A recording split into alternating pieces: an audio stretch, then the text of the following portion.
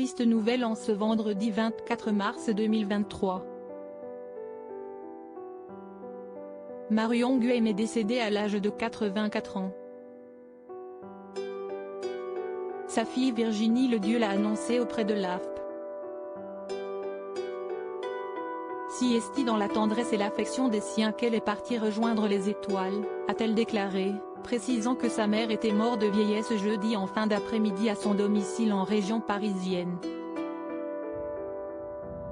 La comédienne était fatiguée depuis plusieurs mois. Marion Guhem aura réussi à marquer l'histoire du petit écran, notamment grâce à ses rôles dans des fictions populaires comme Plus belle la vie et surtout Scène de ménage, pour laquelle elle interprétait Huguette depuis la première saison en 2009.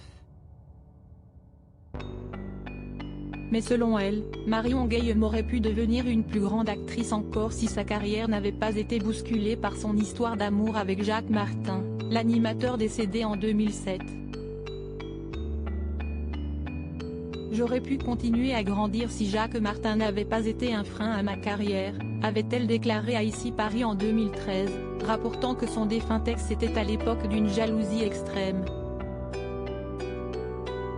Elle lui passera néanmoins tous ses caprices pendant 4 années de passion avant de finalement le quitter. Je ne pouvais plus, j'ai fini par le quitter alors que j'étais folle de lui. J'avais une carrière à assurer, or, avec Jacques je n'aurais jamais percé, estimait-elle. Jacques Martin tourne la page rapidement et contrairement à ce qu'elle aurait pu penser, Jacques Martin n'aura pas tardé à rebondir auprès d'une autre. Pire encore, auprès de sa rivale. Puisqu'il a jeté son dévolu sur Daniel Evenou, ma rivale de l'époque, qui me ressemblait, s'était souvenu Marion Guhem. À ce sujet, l'ex-partenaire de jeu de Gérard Fernandez était encore pleine d'amertume, Daniel est rapidement tombée enceinte. Elle s'est installée dans un lit tiède sans scrupules.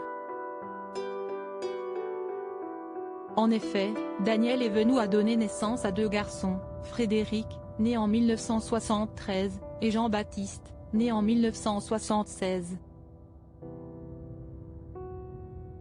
Jacques Martin et elle resteront ensemble pendant 7 ans. Marion Guhem avait de son côté refait sa vie avec le comédien suisse Jacques Verlier, de qui elle a eu 2 fils Mathieu et Romain. Elle a plus tard partagé sa vie pendant plus de 15 ans avec un certain Jean-Claude, avec qui elle faisait maison séparée.